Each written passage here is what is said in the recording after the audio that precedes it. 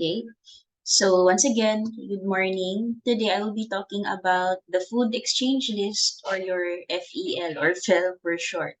Okay, so this is used to classify weighed food items into seven groups with approximately similar macronutrient content. So ito yung sinasabi ko na may lots of solving, ang daming numbers. Okay, so it may look complicated at first, but then once you get the hang of it, ano lang siya, it's, you're going to make use of addition and multiplication, okay, in planning your meals for your patient. Although, by practice, hindi to actually work ng nurse, okay, so it's just for you to be familiarized, for you to get yourselves familiarized to it, especially if you are going to handle patients with nutritional deficiencies or with nutritional needs. Okay, so the FEL or your FEL is a tool used in planning meals for people with normal healthy diets and those on therapeutic diets, yung mga hospital order diets, and also to facilitate diet counseling. Okay, so it first appeared in 1953, and then it underwent revision in 1994. Yung updated na FEL, the one that we will be using is 2014 version, I believe. Okay, so yun yung pinaka-latest. Okay, so the need for this updated FEL came with the emergence of novel foods and products that can influence the lifestyle and eating habits of individuals. Okay, so basically, the numbers that you will be seeing in your FEL reference are the weight of certain food items along with their kilocalorie amount. Okay, so moving on, it's actually a book. Okay, so ang binigay sa amin is more of a PDF file. You can actually download it, okay, using the um, reference that I sent through Quipper, okay, for your convenience. Okay, so ang dami niyang pictures, okay.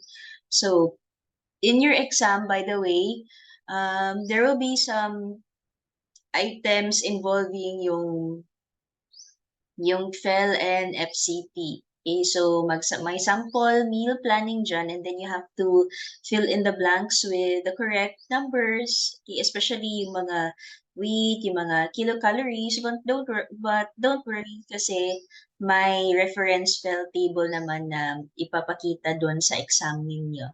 Okay? You just need to learn how to use it properly and how to solve. Okay, as I've said, it's more on addition and multiplication. Okay, so maklaro ba yung FEL table on your end? I'll just zoom a bit on this one.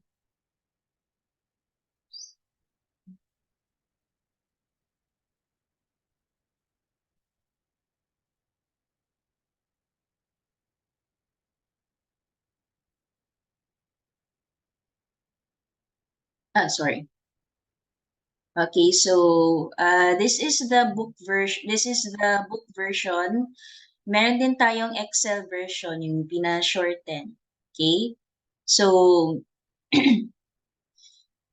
you will be seeing a reference table on during your exam. Okay, so the different food groups under your FEL are the following. Okay, so number one, you have vegetables. Okay, number two, we have fruits. Okay, third, we have milk, so it's classified as either whole, low fat, or skim. Then we have rice. Okay, so we have rice A, which is low in proteins. Rice B is medium in proteins, and rice C is high in protein. Okay, so meron silang corresponding weight and kilocalories, as you can see on the right side of the table. Meron din tayong meat, our fifth group. So we have meats that are classified as either low in fat, medium in fat, and high fat. And then we have fats, okay, and sugars. Okay, so This is basically the content of your FEL. Now, in your reference, okay, you will see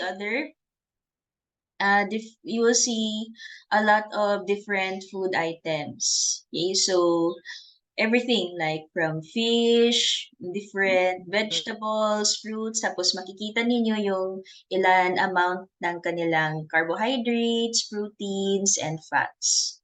Okay, so you may so better if you would download the PDF of this one tapos habang nag-listen kayo for solving later. Okay? For today's lab activity, by the way, for 2E, I will be giving you seat work. Okay? Group activity naman siya. Okay? So, you will be solving for your um, sample meal using the FEL. Okay? So, to go further sa ating overview, okay, so as I've said, nandito yung mga list of vegetables. So, we have the fresh ones, okay, together with the Filipino names and their English names. Meron din naman tayong processed vegetables. Okay, so on the left, you see the English names of certain vegetables and then the Filipino names. Although there are some na wala talaga silang Filipino equivalent. Okay? So, important numbers sa ating food exchange list. Okay? So, we have the weight of each food item and then kilocalories. And aside from the amount of kilocalories for each food item, we have the household measure. Okay? So, when we talk about household measure, ito po yung quantity niya. Okay? So, how much or how many? Okay? So, it answers those questions. Okay? So, you will be seeing HM, okay? A table for your household measure doon sa ating FEL Solving. Okay? So, again, we have your vegetables, okay, fruits. Okay, so we have a variety of fruits. Okay, so makikita nyo dito yung those fruits that are rich in certain macronutrients. Okay, dito. Okay, may mga dimensions din pala na naka display. Okay, so that's for your fruits and so on so forth. Okay, nandito. Okay, anyway, when you do your FEL solving, meron naman reference. Okay? So, I just want to proceed sa sa rice A, rice B, and rice C. Okay, ito siya.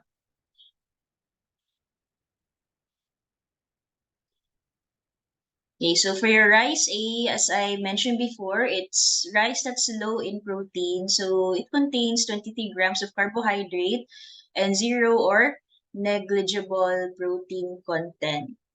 Okay, so ito yung mga examples falling under your rice A.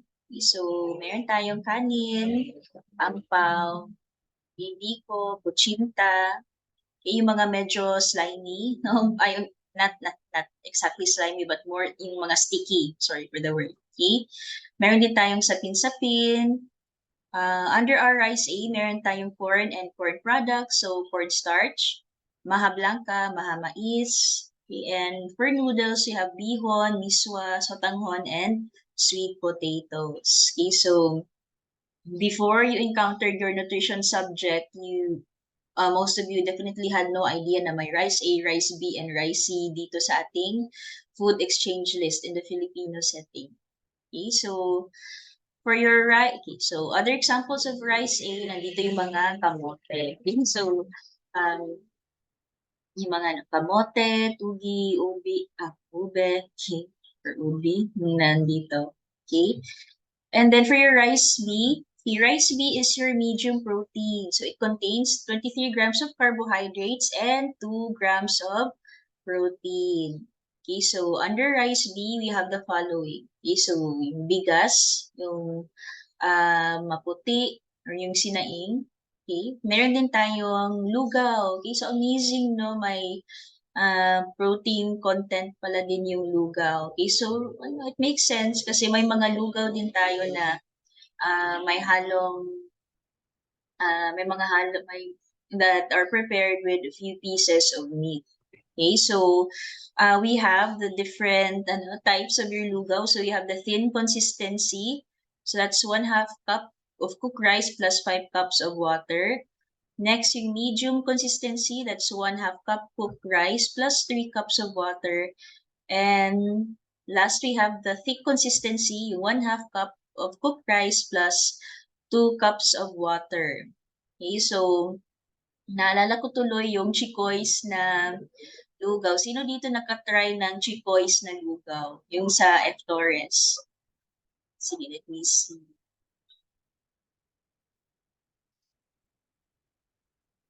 Hmm. Ayan, si Miss Gofort. Okay. Sino pa? Sino pa nakatry ng chikoys? Okay, in fairness, lami siya, no? Okay, and then, I'm trying to figure out kung asa ni siya. Okay, kung sa medium or sa thick consistency. I believe parang na siya sa medium consistency. Tapos, in fairness, hindi ko sila kuripot sa meat, sa meat. Okay, and you can have it as either with egg or without. Okay, and ano siya, kanang good meal. Pwede siya mahulog as meal or pang snack. Okay, so that's for your rice bee. Okay, other examples for your rice bee, you have bibingka, kalamay, puto bumbong, puto maya, so on and so forth. Ayan, nandito din si suman. Okay, sorry.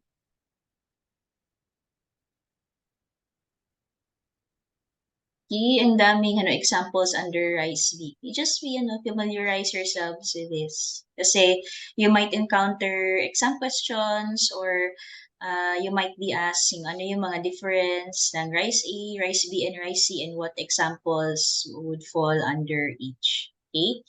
Next, we go to your rice C. Okay, so rice C, we have high protein. So it contains 23 grams of carbohydrates and 4 grams of protein.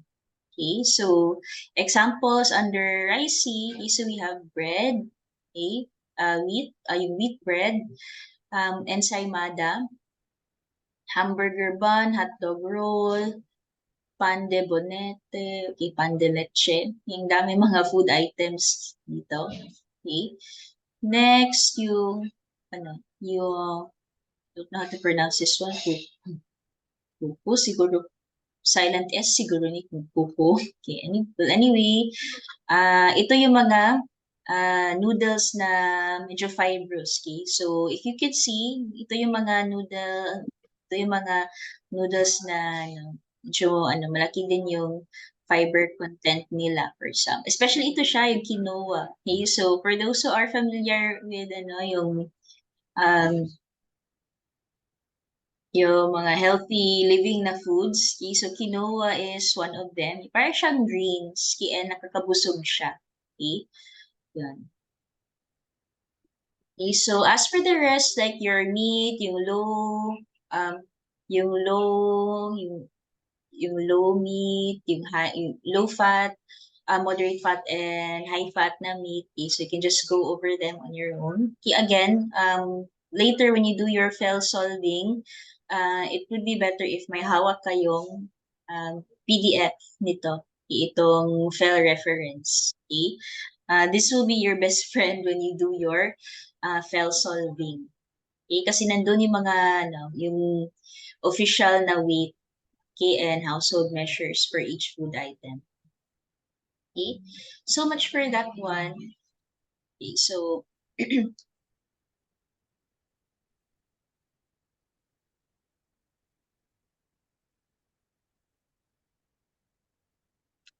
okay, so the other parts ng ating food exchange list. Okay, definition wise, okay, to add, it is a quick estimation of carbohydrates, proteins, fats, and energy content of the diet.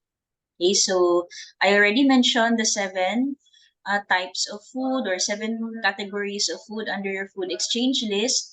Next, we go to the number of exchanges or another word for this one is the frequency. the frequency of the person or frequency of the client eating a certain food item. Okay? So, number of exchanges ni siya or frequency. Okay, so starting with vegetables, okay, the house measure for a vegetable will depend on whether it is raw or cooked. Okay, so basically one exchange of your vegetable pag raw siya, okay, it is 1.5 cup siya pag raw. Okay, and it's 40 grams yung kanyang weight. Next, if your vegetable is cooked, 'di ba mag-shrivel siya, okay, tapos may halong water, it becomes 45 grams. Okay, 1/2 cup pa rin siya, but then it becomes heavier. Okay? So, here on the on the right side of your FEL, okay, so meron tayong carbohydrates, proteins, and fats. And then you will see the corresponding amount. Okay, so kung ilan carbohydrates, kung ilang proteins ang nasa food item. Okay, and then the last part or the last column ng ating food exchange list is the kilocalorie, amount of kilocalories. So for vegetables, fixed ito siya ha, itong mga values, okay, 16. Okay, 16 siya. Okay, so next we have fruits. Okay, so excuse me.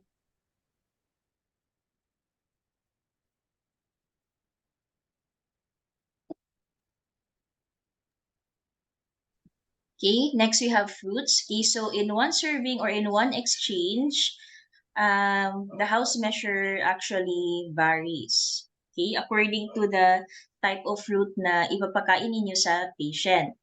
Now, content-wise, ang carbohydrate content niya is 10. For proteins and fats, walang proteins and fats ang foods. And then yung overall amount of kilocalories is 40. Okay? Next, we go to milk. Okay, again, just simply familiarizing. Okay? Para baby step sa ating paggamit ng FEL. Okay? Next, we have milk. So, we have skim milk, low fat, and high fat. Question, since we'll be using the FEL, do we need to use all three? No. Why? Because you also have to consider the budget of the patient. Okay, so let's say na low fat lang yung kaya niyang bilhin or skim milk. Okay, so you will adjust your exchanges according to the health needs of the patient. Kasi especially for those patients for our clients admitted in the hospital, especially mga kidney cases or mga GI disturbances, meron silang mga particular dietary needs or particular hospital diet. So you have to adjust your meal plan accordingly. And at the same time, no, if let's say if home-based ang patient and you are doing the daily meal planning, you also have to put into consideration yung financial status ng patient.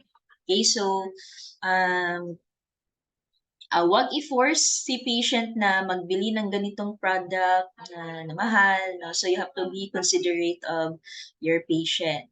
Okay, so this will only give you an idea, okay, uh,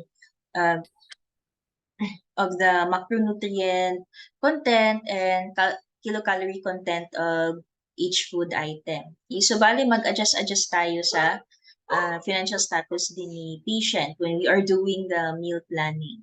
Okay? So, house measure varies, okay, according to the type of milk. And then, yung pinaka-main difference, okay, for milk products, obviously yung composition niya. Now, skim milk, low-fat, and high-fat milk all contain 12 grams of carbohydrates and 8 grams of proteins. Ang main difference lang is yung fat content. Pag skim milk, definitely zero siya. Okay? Pag low-fat milk, meron siyang kunting component ng fat. So that's 5 grams. Okay? And pag high-fat na milk, times 2. Okay, so 10 grams. Okay, so just, ito yung main difference um, ng mga food, ng mga, milk natin. Okay? Same thing here with the cereal or rice. Okay, so ang main difference nila is yung protein content. Now, all types of rice or all categories of rice, yung rice A, rice B, and rice C, they all contain 23 grams of carbohydrates. Magdi-differ lang sila sa amount ng protein. Okay, so as you can see, yung rice A, 0, okay, 0 protein, 0 fat. Okay, so uh, rice B, ito yung may medium na amount of protein, so it only has 2 grams. And lastly, yung rice C, it only contains 4 grams of proteins. Ito yung mga key differences niya. Okay, pag meat, definitely it has no carbohydrate content. Okay, and all types of meat, regard whether low, medium, or fat, they all contain 8 grams of protein. Okay, and as per fat, okay, so low fat, 1 gram lang, medium fat, 6 grams, and last time high fat, 10 grams. Okay? And then lastly for fat, okay, so in one exchange or in one single time na consume ng fat ang patient, the house measure is 1 teaspoon. Now, in that 1 teaspoon, it contains 5 grams of fat and kilocalorie-wise, 45. Okay? As for sugar, okay, so in one exchange, and just like your fat, ano siya, 1 teaspoon yung house measure niya, it only contains 5 grams of carbohydrates, and the rest, proteins and fats, definitely walang proteins and fats sa sugar. Kilocalorie content niya is 20. Okay, so these are the numbers that you have to be that will help guide you when you are doing your FEL solving. Okay. So let's say during your activity or during your exam, you will be computing for the energy content of foods. Okay, and as I've said, meron naman kayong FEL reference. So you're going to fill in the blanks. Okay, so may ganun din tayo na portion sa exercise natin later when you do your seat work. So you're going to locate or look for the energy content of food. Okay? So, ang usual scenario is when you are going to prepare for the ingredients for a certain meal. Okay, so here in this example, the example here is hamburger. Okay, so you're going to figure out or you're going to solve for the calorie content of a hamburger with the following exchanges or number of servings here. Okay, so one medium fat meat. Okay, so it's a medium fat. So you're simply going to locate ito siya. Medium fat. Okay, so ilan ang kanyang kilocalories. Okay, so automatic 86. So nandito si 86. One rice C. Okay, one rice C is 108. Okay, nandito siya. Next, we have 1/2 vegetable. Okay, so sometimes daw yung one of the tricky parts of your FEL is if you will encounter yung mga food items na with that are presented with fractions. Okay, so as long as you know yung kilocalorie amount nun, okay, so you just need to divide or to make use of doon kayo mag-make use sa fraction. Okay, so let's say na one of your ingredients for your hamburger is 1/2 of vegetable. Okay, so you know that the vegetable is 16 na kilocalories. Okay, but then na declare or na mention sa details ng meal, 1/2. So what you're going to do, definitely 16 divided by 2. Okay, so you are going to have 8 kilocalories for your 1/2 vegetable. Next, for your fat, Okay, so fat, 45. Okay, so dito. And then one high fat meat is 122. Now, if you're going to compute for the total calorie content of the hamburger, you just simply have to add. So 86 plus 108 plus 8 plus 45 plus 122, that's 369. Okay? So, another sample problem. Okay? So, this is adding part. Okay? Quite easy. Okay? As long as you know which food item to locate. Oh, excuse me.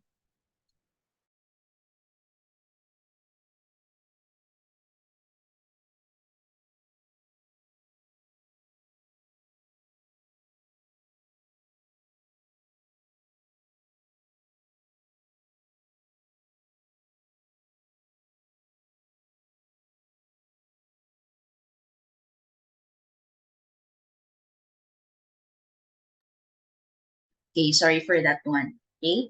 Another example problem. Another example problem. Okay, so how many calories is 100 grams of cookies if 50% is carbohydrates, 30% is fats, and 20% is protein. Okay, so um, you're going to solve for it in this manner. Okay, so naka-table siya.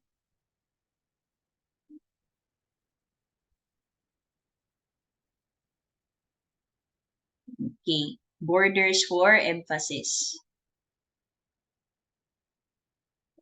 Okay, so for carbohydrates, proteins, and fats, okay, you will start with 100 grams kasi ito yung weight ng cookie. Okay, so to compute for the macronutrient composition, you're simply going to multiply the percentage, okay? Um, Multiply the percentage to the weight, yung weight ng food item. Okay, so in this case, um, 100 grams times 0.50. Okay? Ano? Okay, so you may take your calculators na if you want to solve along with me. Okay, so 100 times 0.50. Okay?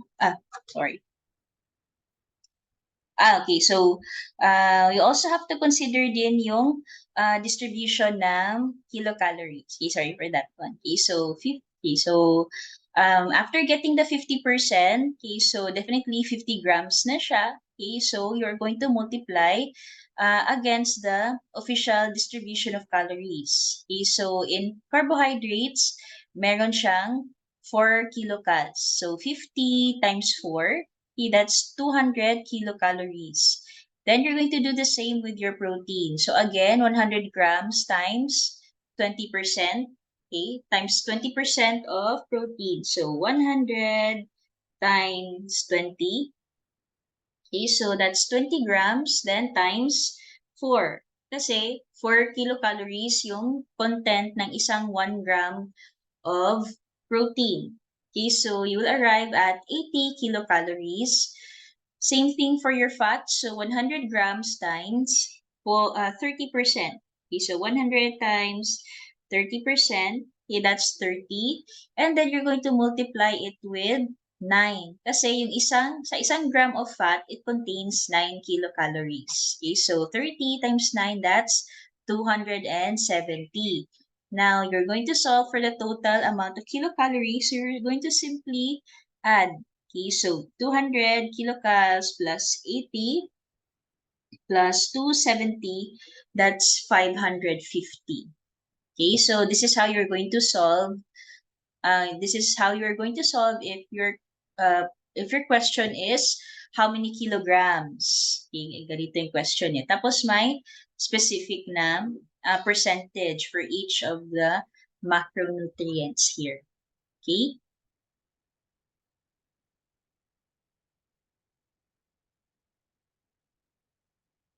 Okay, so anyway, naka-record ito.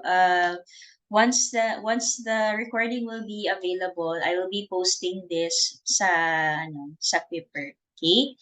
for your reference. Okay, para ma-rewind ninyo until you understand. Okay? So, next we have ito siya. Okay, so this is just another legend. Reference lang po ito siya. Okay?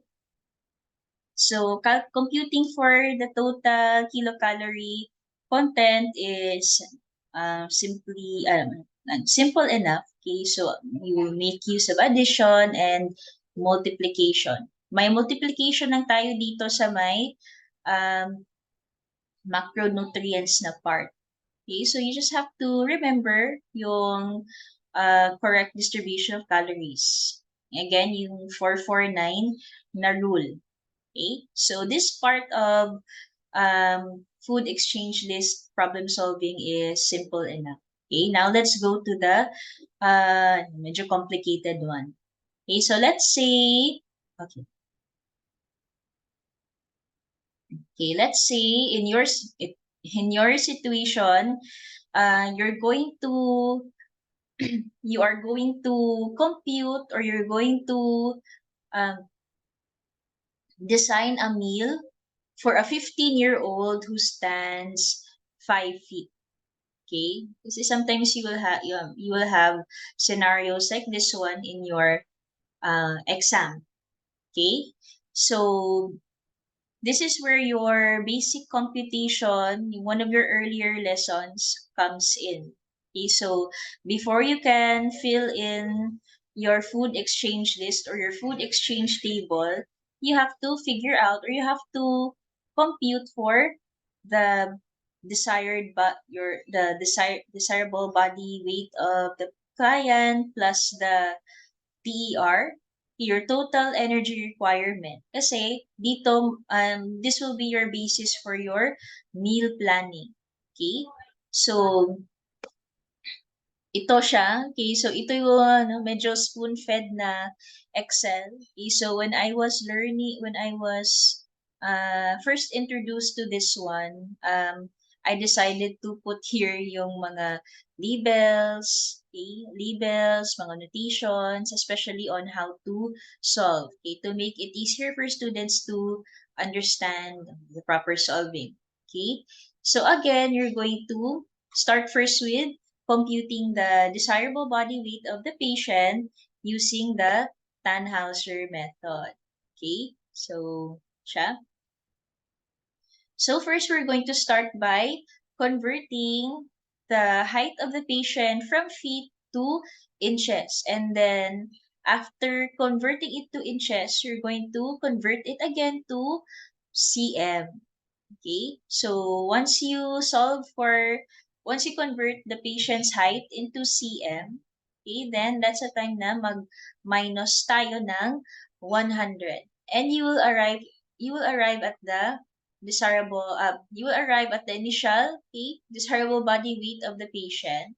Okay, so 52.4, but then you have to subtract 10%. Okay, so fixed itong 10%. So, um, 10%, yung 10% niya is 5.24. So, yung initial weight na 52.4 minus 5.24, that will lead you to 47.16 kilograms. But in this example, 47 po siya. Okay? So next, okay, so you are going to compute for the total energy requirement of the 15-year-old boy who stands 5 feet. Okay, so how to solve for this one? Okay, so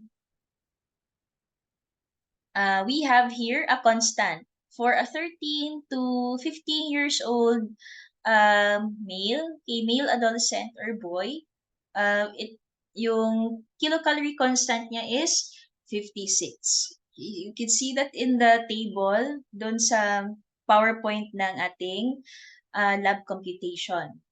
Okay, so here, okay, so 56 kilocalories times 47 yung desirable body weight ng client in this sample problem. So you will arrive at 2,632 kcal. But then you remember na meron tayong ruling when it comes to rounding off. Okay, so look at the last two digits. Okay, so 32, um, it's over 20, it's over 25. Okay, so definitely you are going to go for 2,650 kilocalorie. Ito na yung TER, required, ito na yung total energy requirement of your client per day. Okay? And then it doesn't stop there. Okay? Because now that you found out, now that you've solved for the TER per day of your client, you're going to solve for the macronutrient distribution. Okay? So you're going to figure out kung ilan ang required niya na protein, yung required niya na carbohydrates, and required amount of fats. Okay? Based on the TER. Okay? So, for carbohydrates, we have 2,650 times okay, yung percent. Okay, naka-indicate din yung the percentage that you will be using. Okay, so 2,650 times 60%, that's 1,590 kilocalories. And you are going to divide it by 4. Okay? So, you will arrive at 397.5 grams, or if you have to round it off, that would be 400 grams. You're going to do the same thing with your solving for protein. So, 2,650 kilocalories times 15%. The answer is 397.5 kilocalories, but divide by 4. Kasi in 1 gram of protein, it contains 4. Okay, 4 kilocalories. So, you will arrive at 99.4 grams okay, or 100 grams if you round it up. For fats, so lastly, 2,650 kilocalories times 25%, that's 662.5 kilocalories, and then you divide it by 9. Okay, so meron tayong 73.6 grams or 75 grams. So now that you have these numbers, is i-bold ko lang sila for emphasis.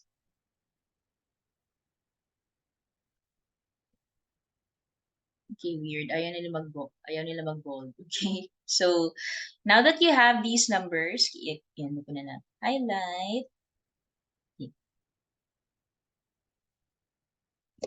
Okay. Highlight natin. Okay. So, we have 400 grams. Ang highlight natin dito is yung round up. Kasi ito yung baseline or ito yung amount na dapat i-achieve ninyo. Okay? So, 75 grams, naka-highlight na din. So, what are you going to do with this? Okay, so that's the time na pupunta kayo sa food exchange na table. Okay? So, your 2,650 kilocalorie will be here. Okay? Dito siya magpunta sa column for the kilocalorie amount. Okay? Na dapat i-achieve ninyo or dapat ibibigay sa patient. Next, you're going to put the computed amount of carbohydrates. So, di ba, 400. Okay, so, 400 grams. Okay, ito siya. Okay, 400 grams here. For protein, 100. Okay. And then for fats, lastly, 75. Okay, so, for you din to check if tama yung pag-solve ninyo,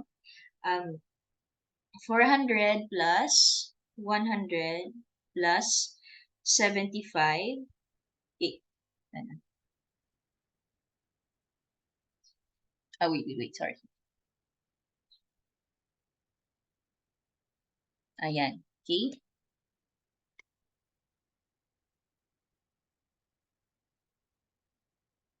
Okay, so, ito siya.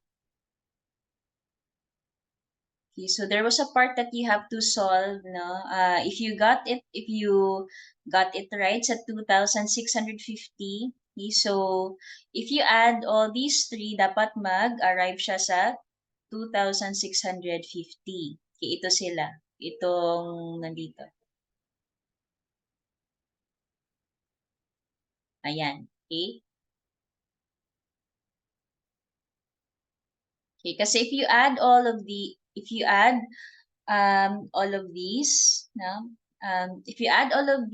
tapos it doesn't arrive to the initial sa TR niya, then that means na mali yung pagka-solve ninyo. Okay, so that's a way for you to check. Okay? So now let's go back. Okay, so nag-assign na kayo ng amount of carbohydrates in grams, amount of proteins in grams, and amount of fats in grams. So ito yung dapat ibibigay sa patient. Okay? So we start, okay, with the vegetables. Okay, so for the vegetables, the safe range is 4 to 6. Okay, so 4 to 6 exchanges. Okay, but then we're going to stick with 6 kasi meron naman tayong patients na who like eating vegetables. However, the downside to eating too much vegetables is mahasten yung kanilang elimination. Okay, so to prevent that, yung pinaka-safe na number, okay, according to nutritionists, nag-stick sila sa 6. So in a given day, a client is allowed to have 6 exchanges or 6 times siya magkain ng vegetables. Okay, so for the house measure, okay, so it could be raw or cooked. Okay, so again, dito tayo. Pag raw, um, for one exchange of raw vegetables, it's equal to 1/2 cup. 1/2 cup na 40 grams. Pag cook naman, as I mentioned, mag-shrivel yung gulay, but then may additional water content siya, kaya mas naging mabigat siya. So kahit 1/2 cup siya, by weight, a cooked vegetable contains 45 grams. Okay, so important numbers na. Okay, so for the number of exchanges, by the way, as I've mentioned, this will be given. Okay, this will be given in the exam. Okay, so this will totally depend on two factors, yung patient's health condition and the budget. Okay, so yan.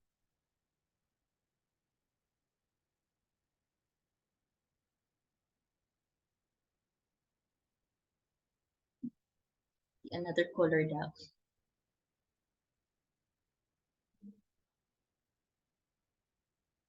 Okay. So the next thing that you're going to do is to solve for the ito siya. Okay? To solve for the kilo for the carbohydrates. Okay? So wait, iakyat ko ito. Yan, ha?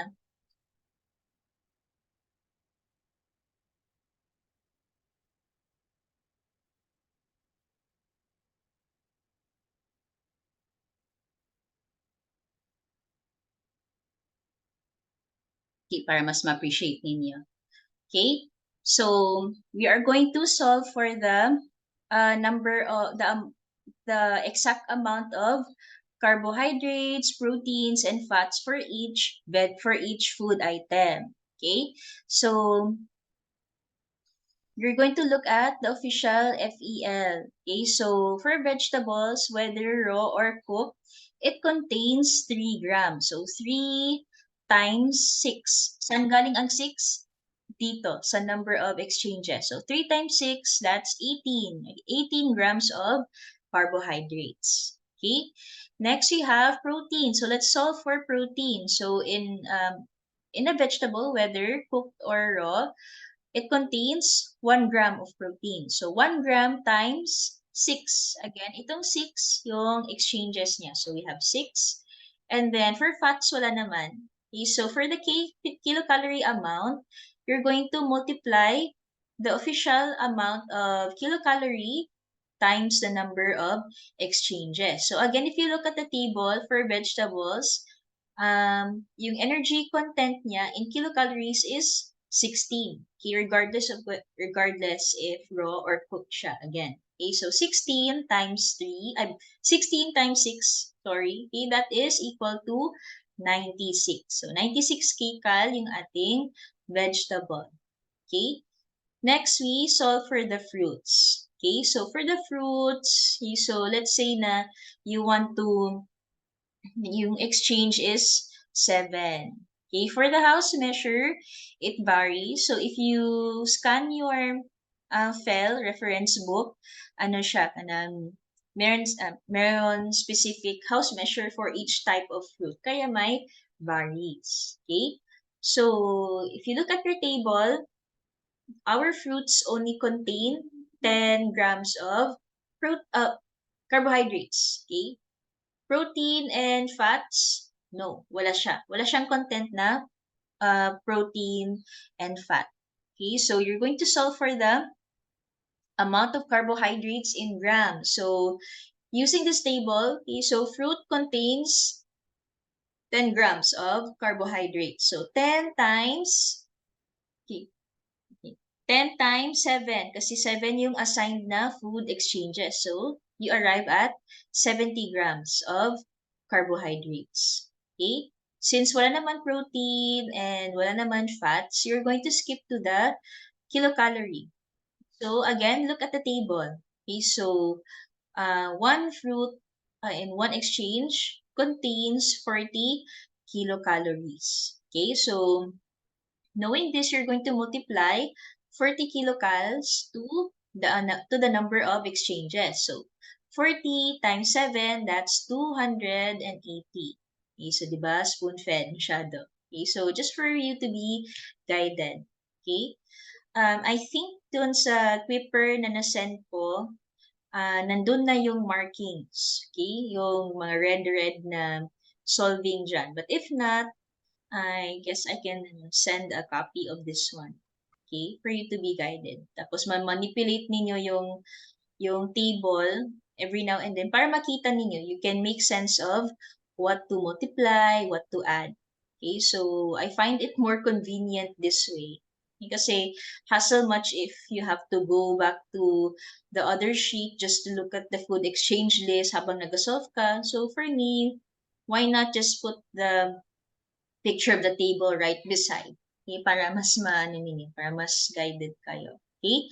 So, as for the rest of the food items, you're going to do the same. You're going to do the same for milk, cereal, rice, meat, fat. Okay, so again, no, itong C exchanges, this will again depend on their patient's health condition, the budget, and yung meal planner, siya na ang mag-assign ng number of exchanges. Okay?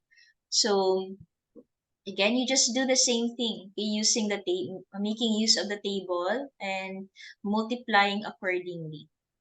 Okay? So, let's say you've reached the bottom of the FEL or of your sample meal plan of your FEL rather. Okay, so you're going to add, okay, that you're going to compute for the total number of exchanges. Okay, so 6 plus 7 plus 2. Okay, why 2? Kasi in this sample FEL, the meal planner decided on giving the patient 2 exchanges of high-fat milk. Okay, um, so, next, okay, we add exchanges for rice. Okay, so plus 2, 6, 3. We also add for meat. So, 3 plus 3 plus 1. And then fat and sugar. Okay, so, if you add all of these, ito siya, you will arrive at the total number of exchanges, which is 43. Okay, so, we take out your calculators if you want to compute. So, 6 plus 7 plus 2 plus another 2 plus 6 plus 3 plus 3 again. Okay, and plus 1. Okay, yung sa high fat part na tayo. Okay, okay plus 1 plus 4 plus 6. Okay, so that is a total of 43. 43 exchanges. Okay, and you're also going to compute for the total amount of grams. Okay, so kung ano ang na-solve ninyo dito, you are going to add, you're going to get the total amount of carbohydrates in grams. Okay, so nandito yung solution. Okay, so 18 plus 70 plus 24 plus 46 plus 138 plus 69 plus 30, you will arrive at 395.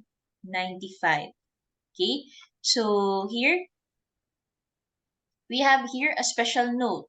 How knowing this special consideration, this will help you determine or help you check if nasa safe range um yung computed amount of carbohydrates, proteins, and fats. Okay? So the note here is when getting the total amount of kilocalories, it could be either greater, plus or minus na 50. So may range kayo. Okay, so how do you solve for this range? Okay, so again, go back here. You have your baseline 2,650. Okay, so yung range natin is 2,600 to 2,700, yung plus minus 50, for you to get the range. And then if you look here, yung sa total kilocalories, okay, so 2,627. Okay, so if you look here, pasok naman siya sa safe range. So this is correct. Okay, you're also going to do the same for your carbohydrates, proteins, and fats. Okay, so their main difference here is that plus or minus 5 for you to figure out or for you to get the safe range. Okay, so yung basis natin, okay, so um, lowest limit, okay, so 400 minus 5, that's 395. 400 plus 5, that's 405. So, ito yung range mo. 395 to 405. So, if you look here, okay, yung total amount of grams is 395. So, pasok siya. Okay, safe ang amount of carbohydrates. Next, you do the same with the protein, same routine. Okay, so plus 5 minus 5 doon sa baseline na protein amount in grams. Okay, so 95 to 105 yung na-solve na range, and then your answer is 102. So, pasok siya, safe siya. Okay? Do the same for the fat. Okay, so since 75 ang na-compute ninyo na recommended na fat intake. So, 75 minus 5, that's 70. 75 plus 5, that's 80. So, your range is 70 to 80. And when you computed for the total amount of fats in grams dun sa meal plan ng patient, you arrived at 71. Now, if you look at the range, safe pa din. Okay, so this is how you solve. Okay, so next part.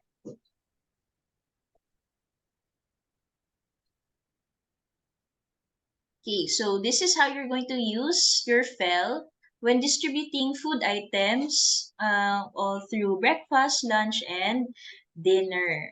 Okay, so you're going to solve for the FEL distribution for the breakfast, lunch, and supper or dinner of a 15-year-old boy who stands 5 feet.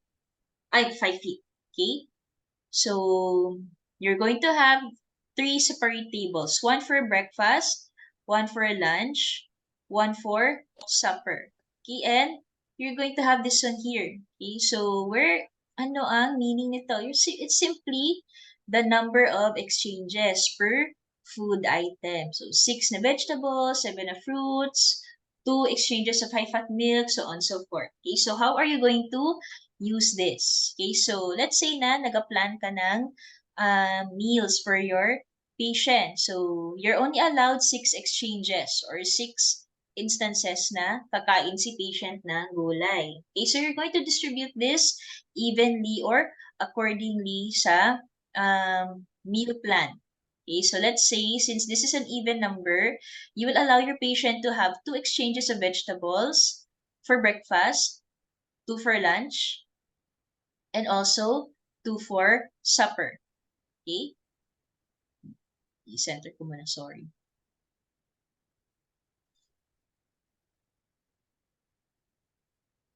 Yan. Okay, so distribute. Okay, distribute evenly. Okay, so 2, 2, 2 to make 6 total exchanges of your vegetable. Next, we have fruits. Okay, so this time we have an odd number. Okay, so let's say na uh, let's say na you would want your patient to have more fruits in the morning, tapos less lang sa afternoon. So that is why sa morning, you allow your patient to have 3, and then for the rest of the day, for lunch and supper, pwede lang siya kakain ng fruits. 2 exchanges or fruits. Okay? So you're going to do the same thing sa milk. Okay? So let's say na you would want your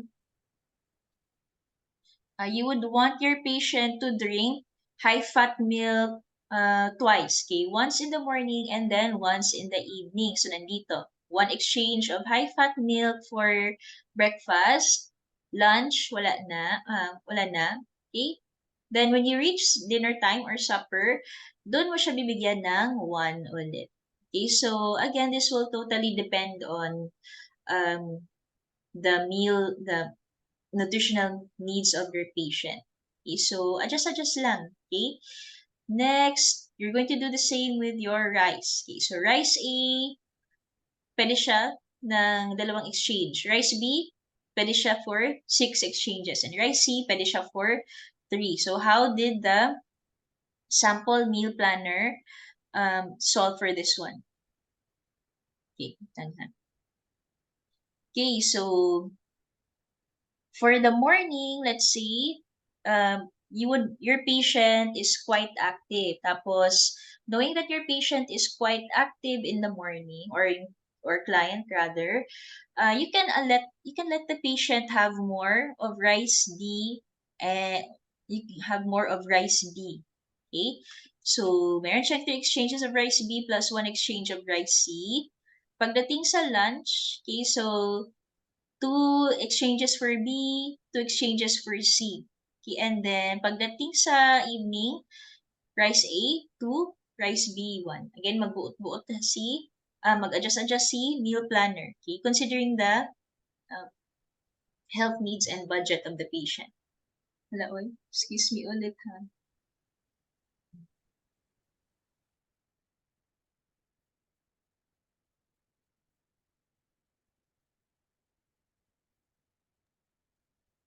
Okay, sorry for that one. Okay, so again, you're going to do the same.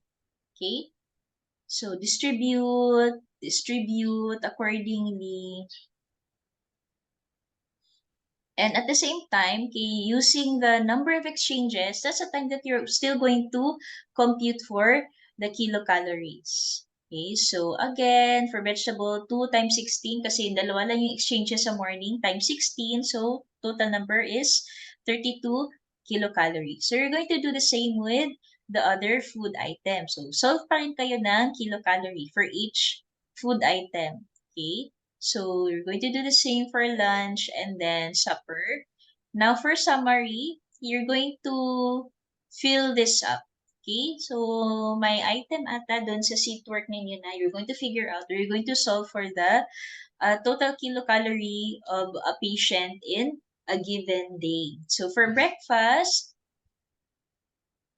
after solving, ang pwede sa kanya is 1,068 kilocal. For lunch, okay, so that's after adding everything here. Okay, so your patient is allowed 781 kilocalories, okay, of food. And for supper, okay, allowed siya ng 778. Okay?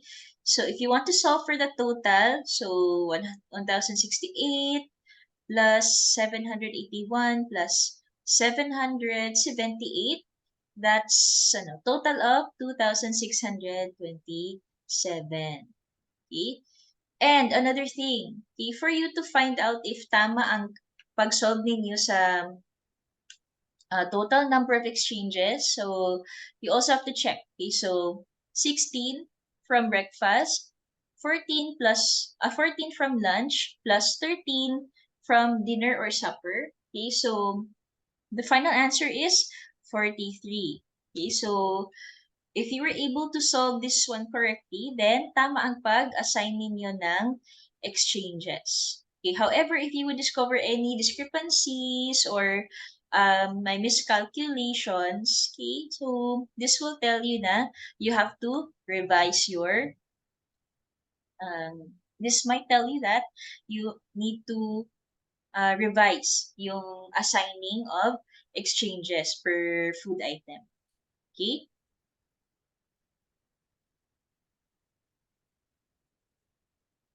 Okay, I'll give you, let's say, I'll give you some time to go over this.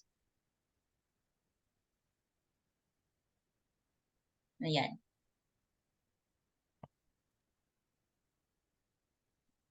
Okay, so kindly excuse me for a while ulit. I just need to drink something. Okay, so it's 9. I still have time to go over doon sa FCT and give some additional input din sa FEL kasi may mga amounts that you have to be aware of. Okay, so wait lang ha. I'm going to show you your FEL with solution table again. Okay, wait lang ha. You'll just do the magical pasting of the table.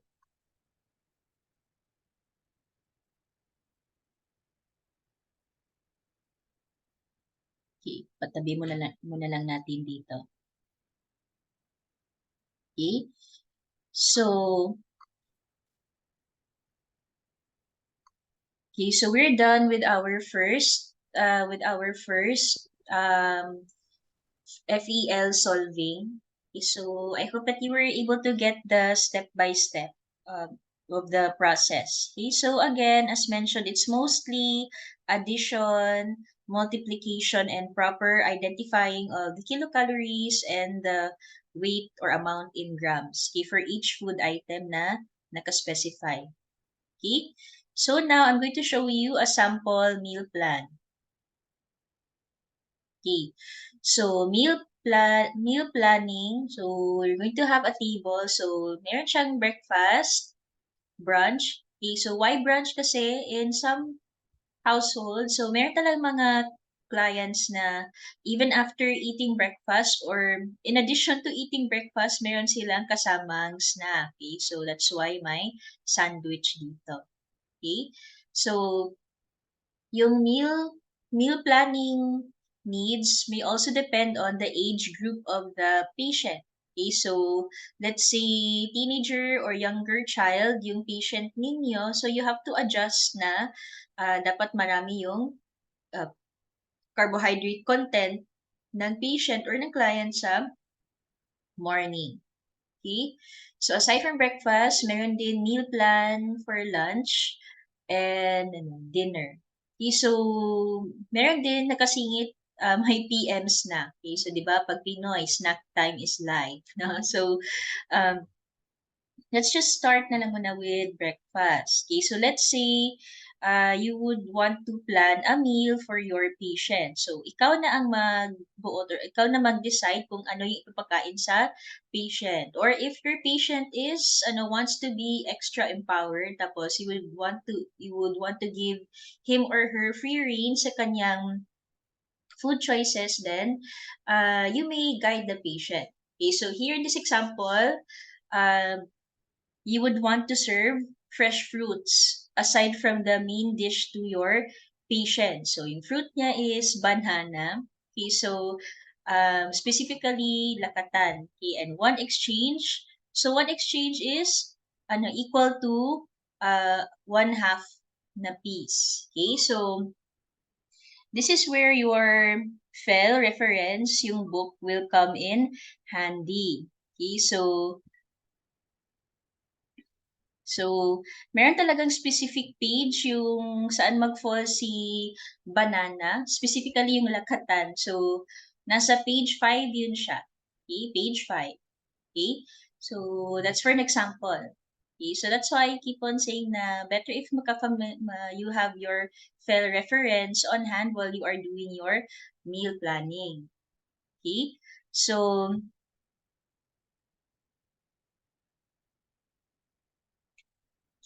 let's say you want to add lakatan tapos one exchange, the quantity is 1/2 piece. Okay, so as for the kilocal content, again you're going to look at the table. Okay, so table niya is 40.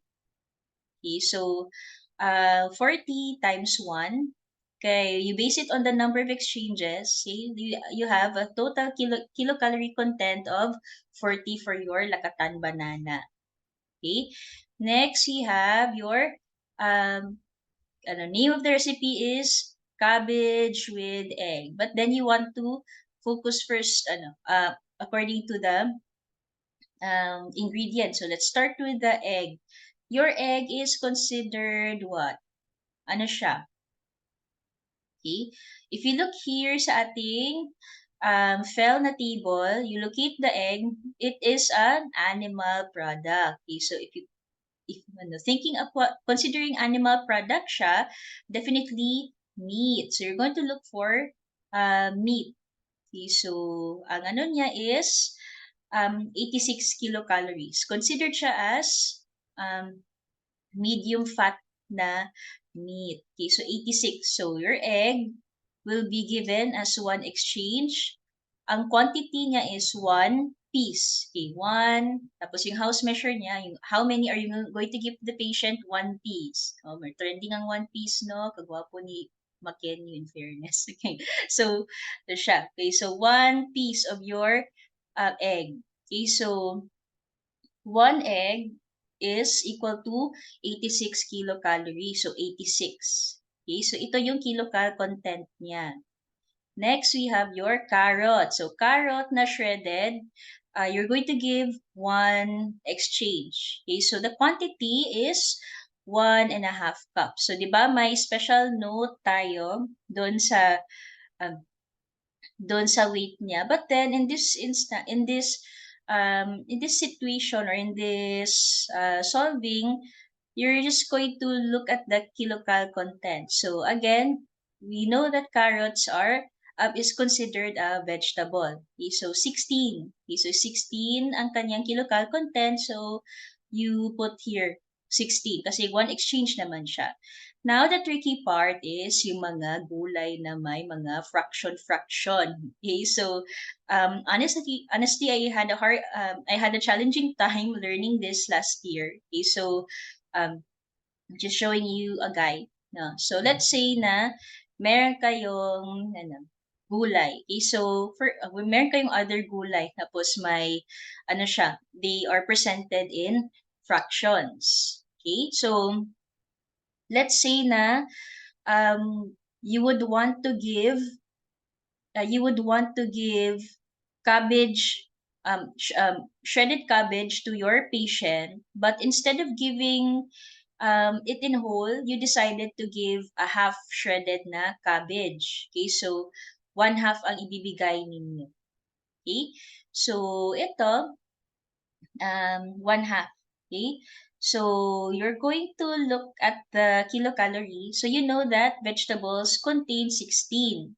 Okay? So, how to solve for this one? So, 16 divided by 2 or yung half ng kilocalorie nito is 8. Okay? So, 16 divided by 2. Okay? Special note, another special note here for your vegetable, um, a 1/2 vegetable, there are times where um, 1/2 vegetable can be taken as one exchange. Okay, anyway, naka-indicate naman siya sa table kung ilang exchanges doon sa exam ninyo. Okay, so don't worry so much about the number of exchanges for uniformity's sake. You will all be given a FEL reference table doon sa exam, and then nandun na, nakaset na yung mga exchanges. So it's just a matter of properly multiplying, adding, and dividing. Okay, so again, let's go to your garlic. let's say you are going to give, yung exchange ninyo for the garlic is 1/4. 1/4 lang ang ibibigay ninyo. Okay, so again you're going to look at the energy kilocalorie content ng vegetable. So it's 16. Okay, so 16 divided by 4. Okay, so that's 4. Okay, so ang total kilocalorie content ng 1/4 na garlic is 4. Okay, because 16 divided by 4. Same thing with your onion. Okay, so let's say na you're going to give 1/4 of onion. Okay, so same thing, 16 divided by 4, that's equal to 4. Okay? And then lastly, yung salt. Okay, so ito siya.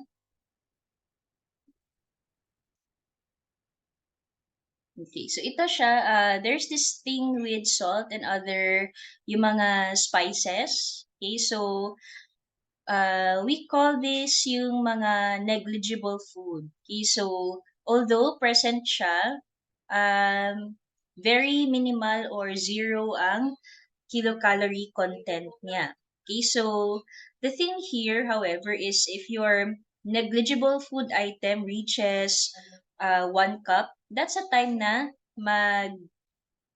compute for the kilocalorie. Okay, so you will encounter other types of negligible food. Okay, so pag ganito, let's say, hindi siya, it's 1/4 teaspoon lang. Definitely, hindi siya aabot ng 1 cup. So, ano siya? Zero. Zero ang kanyang kilocalorie content. Okay? So, that's for your cabbage with egg. Next, you would want to give pan longganisa. Okay? So, your longganisa is considered a high-fat meat. Okay? So, you're going to look here. Okay, so 122 kilocalories. So 122 times 1 kasi 1 exchange lang man siya. Okay, 1 piece. Okay, so 1 times 122, obviously 122 ang kanyang kilocalorie content. Next, we have cereal or your rice. So cooked rice, okay, so boiled rice is considered rice B. Now the thing here is that in one exchange, it is equal to 1 cup.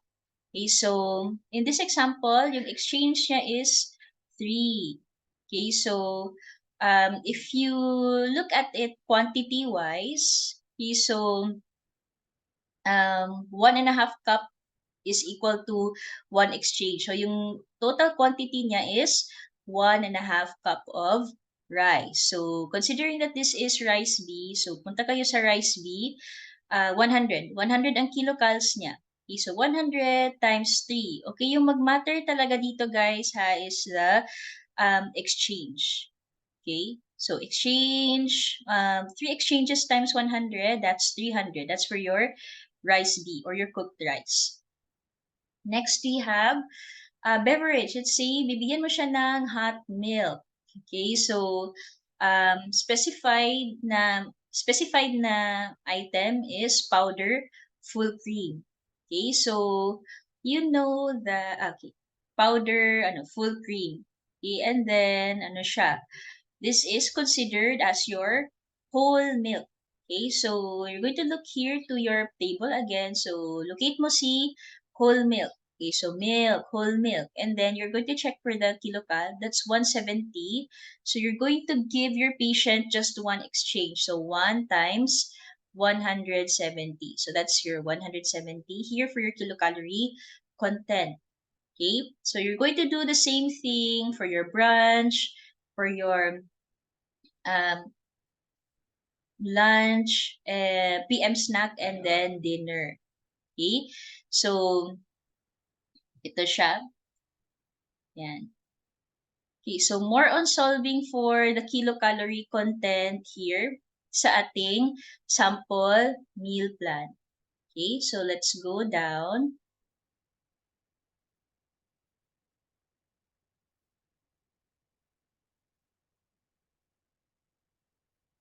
Okay, so on the right side, nandito yung mga summary ng mga exchanges, okay, for lunch. Okay? So, this one, okay, just take note of this one. Yan.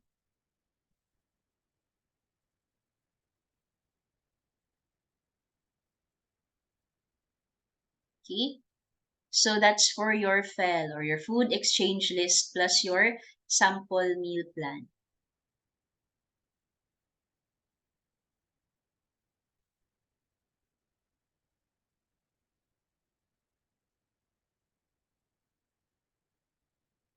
Okay. So, it's 9:14. So, those in 2G, you may go. You may proceed to your next class. For 2E, yeah, I'm going to let you have seat work. Okay, so, I'm going to give you some sample meal plan, and then you're going to solving. Okay, so may mga questions or may mga blanks doon sa meal plan, and using your knowledge of FEL computation, doon kayo mag-fill up, mag-solve kayo. Okay? So, let me set the breakout rooms in a while.